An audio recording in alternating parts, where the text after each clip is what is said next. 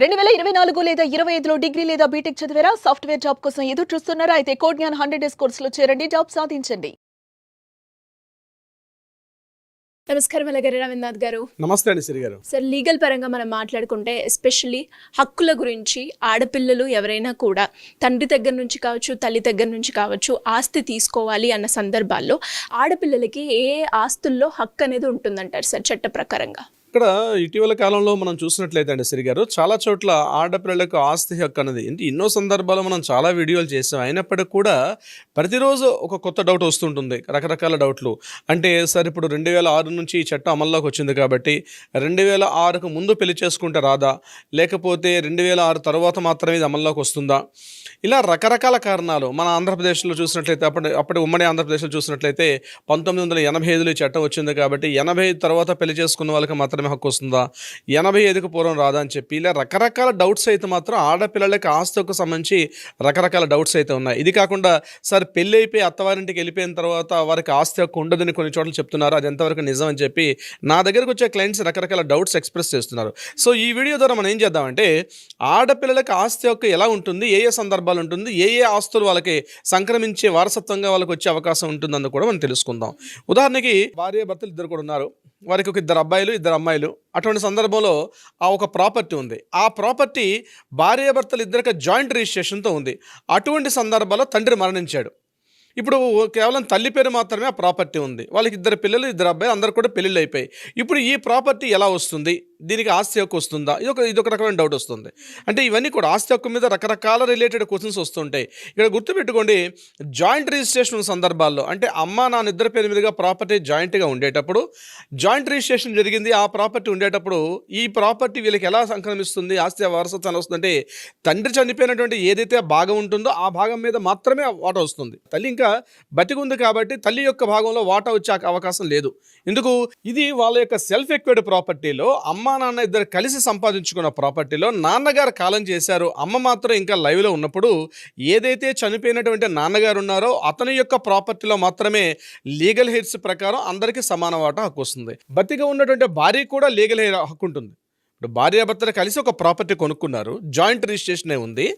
Joint registration సందర్భంలో తండ్రి గారు మరణించారు. ఇప్పుడు ఈ ప్రాపర్టీ ఎలా వస్తుంది అంటే, తల్లి బతికున్నప్పుడు సందర్భంలో ఈ తల్లి యొక్క ప్రాపర్టీ మీద ఇప్పుడు ఆస్తి యొక్క అడిగే అవకాశం లేదు. ఇక మిగిలిన పార్టీ ఎవరిది? ఆ పార్టీలో నాన్నగారు చనిపోయారు కాబట్టి ఆ ప్రాపర్టీలో నాన్నగారు చనిపోయిన భాగంలో మాత్రమే వీళ్ళందరికీ హక్కు వస్తుంది. ఎవరు? అందులో బ్రతికున్నటువంటి తల్లికి ఒక వాటా వస్తుంది, కొడుకులకి వాటా వస్తుంది, కూతుర్లకు కూడా వాటా వస్తుంది. ఆ రకంగా వాటా విభజన జరిగే అవకాశం ఉంటుంది. అంతేగాని నాన్నగారు చనిపోయారు కాబట్టి అమ్మా నాన్న పేరు మీద ప్రాపర్టీ ఉంది కాబట్టి మొత్తం మాకు ఇచ్చేసేయండి, మేము పని చేసుకుంటాం అంటే కుదరదు. ఇది గుర్తుపెట్టుకోవాలి ఫస్ట్ పాయింట్. అంటే ఇలాంటి చిన్న చిన్న మైల్యూట్ పాయింట్స్ కూడా వస్తుంటాయి. కొన్ని సందర్భాలు ఏమవుతుందంటే, ఆడపిల్లకి పెళ్లి చేసి పంపించేస్తారు వేరే చోటకి. పెళ్లి చేసి పంపించేసాం కాబట్టి ఆ ప్రాపర్టీ హక్కు ఆడపిల్లకి రాదు అనుకుంటారు. అందుకని ఇక్కడ కీలకమైన విషయం ఏంటంటే, లీగల్ హెయిర్ సర్టిఫికేట్ అనేది చాలా కీలకమైనటువంటి ఇక్కడ ఇంపార్టెంట్. కోర్టులు ఎలా ఆలోచిస్తాయంటే, ఒక సామాన్య మానవుడు ఏ రకంగా ఆలోచిస్తాడో అదేవిధంగా కోర్టులు కూడా ఆలోచిస్తాయి.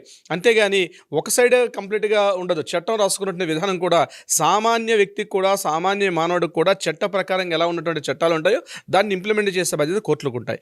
ఇక్కడ లీగల్ హెయిర్ సర్టిఫికేట్ అనేది చాలా ఇంపార్టెంట్. ఉదాహరణకి చనిపోయినటువంటి తండ్రికి ఒక 4-5 ప్రాపర్టీ ఉన్నాయనుకుందాం. అటువంటి సందర్భాల్లో ఆ ప్రాపర్టీ లీగల్ హెయిర్ సర్టిఫికేట్ తీసుకున్నప్పుడు ఈ 4-5 ప్రాపర్టీలకు కూడా సంబంధించి లీగల్ హెయిర్ సర్టిఫికేట్ ఒకటి సరిపోతుంది. అయితే మనం కోర్టు ముందు పెట్టేటప్పుడే, పిటిషన్ పెట్టుకునేటప్పుడు ఎన్ని రకాల పేపర్స్ ఉన్నాయి, ఎన్ని రకాల ప్రాపర్టీస్ ఉన్నాయి అని చెప్పి ఆ డీటెయిలింగ్ ప్రాపర్టీ డీటెయిల్స్ అన్నీ కూడా మనం మెన్షన్ చేసినప్పుడు ఈ లీగల్ హెయిర్ సర్టిఫికేట్ లేకుండా, ప్రామాణికత లేకుండా ఈ యొక్క ప్రాపర్టీ యొక్క భాగ పంపకాలు అంటే విభజన చేసే అవకాశం ఉండదు. ఎన్ని భాగాలు ఉంటే అన్ని భాగాలు. ఉదాహరణకి ఒక ప్రాపర్టీ ఉందంటే, ఇద్దరు పిల్లలు ఉన్నారు, ఒక అమ్మాయి ఉందంటే 3 పంపకాలు అవుతాయి. అంటే ఆడపిల్లకు కూడా సమానంగా ఆస్తి హక్కు వస్తుంది. ఇప్పుడు ఒక ప్రాపర్టీ ఉంది, ఆ ప్రాపర్టీ వాల్యూ ₹1,00,00,000 అనుకుందాం. ₹1,00,00,000 ఉండేటప్పుడు ఇద్దరు కొడుకులు ఒక కూతురు ఉంటే దాన్ని మొత్తం 33.33 చొప్పున డివైడ్ చేస్తారంటే ఈక్వల్ పార్ట్స్గా డివైడ్ చేస్తారు. ఆడపిల్లలకు కూడా సమాన హక్కు ఉంటుంది. ఆమె పెళ్లి చేసుకోకుండా ఇంట్లో ఉందా, పెళ్లి చేసుకుని అత్తవారింటికి వెళ్ళిపోయిందన్నది అది ఇర్రెస్పెక్టివ్గా ఉండే అవకాశం ఉంటుంది. సో పెళ్లి చేసుకుని బయటికి వెళ్ళినా సరే ఆమె ఆస్తి హక్కు ఆమెకు వచ్చే అవకాశం ఉంటుంది. సో లీగల్ హెయిర్ సర్టిఫికేట్ అనేది చాలా కీలకం. సో ఇటువంటి సందర్భాల్లో భాగ పంపకాలు లేదు, బతికి ఉన్నారు తండ్రి, బ్రతికి ఉన్నారు తల్లి, అటువంటప్పుడు వాళ్ళ ప్రాపర్టీ మీద మనం వెళ్ళి వాటి విషయం మీద మనం కోర్టుకు వెళ్ళగలంటే ఎట్టి పరిస్థితుల్లో వెళ్ళలేము. వాళ్ళు బ్రతికి ఉన్న క్షణంలో ఆ ప్రాపర్టీ, అది సెల్ఫ్ ఎక్వైర్డ్ ప్రాపర్టీ అయినట్లయితే ఆ ప్రాపర్టీని ఛాలెంజ్ చేసే అధికారం పిల్లలకి ఎట్టి పరిస్థితి లేదు, మగపిల్లలకి లేదు, ఆడపిల్లలకు కూడా లేదు. సో బతికున్నప్పుడు లేదు. ఇక ఆయన సెల్ఫ్ ఎక్వైర్డ్ ప్రాపర్టీ, ఆయన రాత్రి పగలు కష్టపడి ఒక ప్రాపర్టీని సంపాదించుకున్నారు. ఆ సంపాదించుకున్న ప్రాపర్టీ ఆయన ఎవరికైనా ఇచ్చుకోవచ్చు. కూతుర్లు సరిగ్గా చూడకపోయినా, లేకపోతే పిల్లలు కొడుకులు సరిగ్గా చూడలేకపోయినా, వీళ్ళెవరికీ లేకుండా మూడో వ్యక్తికి ఇచ్చే అధికారం కూడా తండ్రికి ఉంటుంది. కాబట్టి అందులో కూతుర్లు మాకు వాటా కావాలని చెప్పి వాటా అడిగే హక్కు ఆడపిల్లలకు కూడా లేదు అందులో. అంటే ఏ సందర్భాల్లో ఆస్తి హక్కు వస్తుంది అంటే సెల్ఫ్ ఎక్వైర్డ్ ప్రాపర్టీ ఉండాలి, అది వీలునామా ద్వారా కానీ, లేకపోతే ఆయన మరణించిన తర్వాత లీగల్ హెయిర్ సర్టిఫికేట్ తీసుకొని దాని ద్వారా మాత్రమే ఆ యొక్క భాగ పంపకాలు, ఆస్తి పంపకాలు జరిగే అవకాశం ఉంటుంది తప్ప అతను బతికున్న సందర్భంలో తల్లి కానీ తండ్రి కానీ ఇదే విషయం తల్లికి కూడా వర్తిస్తుంది. ఇప్పుడు ఒక విషయం నేను చెప్తాను. ఇందాక నేను ఒక ఉదాహరణ చెప్పాను, తల్లి తండ్రి జాయింట్ రిజిస్ట్రేషన్ ఉంది. ఆ జాయింట్ రిజిస్ట్రేషన్లో తండ్రి చనిపోయాడు, తల్లి బతికుంది. కానీ కొన్ని సందర్భాల్లో తల్లి మరణించింది, తండ్రి బతుకున్నారు. అటువంటి సందర్భాలు ఎలా అవుతుంది? అటువంటి సందర్భాల్లో కూడా ఇప్పుడు తల్లి తండ్రి ఇద్దరు జాయింట్ రిజిస్ట్రేషన్ చేసుకున్నారు, ఒక ప్రాపర్టీ ఉంది. అయితే ఇందులో తల్లి మరణించింది, తండ్రి ఉన్నారు, ఇద్దరు కొడుకులు ఇద్దరు కూతురు, లేదా ఒక కొడుకు ఒక కూతురు, ఇలాంటి కాంబినేషన్ ఉండేటప్పుడు ఎవరైతే తల్లి చనిపోయారో తల్లి యొక్క భాగం మాత్రమే ఈ పిల్లలకి సంక్రమించే అవకాశం ఉంటుంది. అప్పుడు కూడా ఆ విషయంలో కూడా మరలా తండ్రికి కూడా ఒక వాటా వస్తుంది. తల్లి చనిపోయినట్టు తల్లి ప్రాపర్టీ అయినప్పుడు కూడా ఇద్దరు జాయింట్ రిజిస్ట్రేషన్ ఉండే సందర్భంలో ఏదైతే తల్లి వరకు చెందినటువంటి ఆస్తి ఉందో ఆ ఆస్తి మీద తండ్రికి ఒక వాటా వస్తుంది, కొడుకులకి వస్తుంది, కూతుర్లకి వస్తుంది. ఇక్కడ గుర్తుపెట్టుకోండి. అంటే తండ్రి బతుకున్నారు కాబట్టి ఆయనకు అవసరం లేదు, ఆయన వాటాదారుడు కాదు అనే అవకాశం లేదు. తల్లి చనిపోయి తండ్రి ఉన్నా, లేకపోతే తండ్రి చనిపోయి తల్లి ఉన్నా, ఇద్దరికి కూడా సమానంగా ఉన్నటువంటి లీగల్ హెయిర్స్ వస్తాయి. కాబట్టి తండ్రికి కూడా, అంటే తన వాటా తనకుంది, మళ్ళీ తండ్రి చనిపోయినటువంటి తల్లి యొక్క భాగస్వామ్యంలో కూడా తండ్రికి కూడా వాటా వచ్చే అవకాశం ఉంటుంది. సో భాగ పంపకాలు చెందేటప్పుడు ఈక్వల్ వాటా హక్కులు ఉంటే లీగల్ హెయిర్ సర్టిఫికేట్ ద్వారా మాత్రమే ఇది సాధ్యపడుతుంది.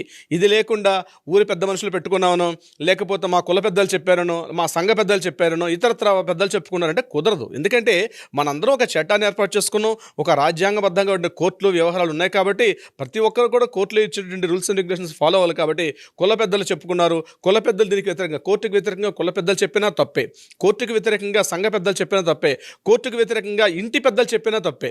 కాబట్టి ఏదేమైనా సరే ఆడపిల్లకి ఇందులో అమ్మాయికి పెళ్లి చేసి పంపించేశాం కాబట్టి ఆడపిల్లకు నువ్వు తప్పుకోను అడిగే హక్కు లేదని చెప్పి సంఘ పెద్దలు చెప్పినా, కుల పెద్దలు చెప్పుకున్నా, పెద్ద మనుషులు చెప్పుకున్నా, ఎవరు చెప్పినా ఆడపిల్లకి రాజ్యాంగం ప్రకారం సంక్రమించే, వారసత్వంగా సంక్రమించే ఆస్తి ఏదైతే ఉందో అది ఆమెకి న్యాయపరంగా రావాల్సిన హక్కు అయితే ఉంటుంది. ఏ రకమైన కాంబినేషన్స్లో జరిగినప్పుడు కూడా ఆడపిల్ల పెళ్లి చేసుకున్నా, పెళ్లి చేసుకోకుండా వేరే ఇంటికి వెళ్ళిపోయినా, ఏ సందర్భంలోనైనా ఆమెకి హక్కు అయితే తప్పనిసరిగా ఉంటుంది. సిరి గారు, ఎలా సార్ అంటే ఇలాంటి ఆస్తి రిలేటెడ్గా ఎలాంటి ఇష్యూస్ ఫేస్ చేస్తున్న వాళ్ళు ఎవరైనా కానీ, లేదు అంటే ఫ్యామిలీ రిలేటెడ్గా ప్రీ మ్యారిటల్ కౌన్సిలింగ్ గురించి కానీ ఎవరైనా కూడా మిమ్మల్ని అప్రోచ్ అవ్వాలి అంటే ఎలా ఉంటుంది? తప్పనిసరిగా సిరి గారు, ఇటువంటి సందర్భాల్లో ఈ యొక్క ఆస్తి వివాదాలు కావచ్చు, భాగ పంపకాలు కావచ్చు, ఎవరి వాటాలు ఎంత, ఏ సందర్భంలో పలానా ఆస్తి ఉంది, దాన్ని ఎలాగ లీగల్ హెయిర్ సర్టిఫికేట్ ఎట్లా తీసుకొని రావాలి, దాని తాలూకు రూల్స్ అండ్ రెగ్యులేషన్స్ అనుకునేటప్పుడు తప్పనిసరిగా కింద స్క్రోల్ అవుతుంది మనం కాంటాక్ట్ చేయగలిగితే మన లీగల్ టీం వాళ్ళకి అప్రోచ్ అవుతారు, సరైన విధంగా సలహా సంప్రదింపులు చేసే ప్రయత్నం కూడా చేస్తారు. అది కాకుండా కోర్టులో ఏదైనా వివాదాలు ఉంటే కూడా వాటికి కూడా న్యాయపరంగా పరిష్కారం చెప్పే ప్రయత్నం చేస్తారు. సిరి గారు, thank you sir, thank you so much. Thank you so much అండి. సుమన్ టీవీలో మీ పర్సనల్ అండ్ బిజినెస్ ప్రమోషన్స్ కోసం కింది నెంబర్కి కాంటాక్ట్ చేయండి.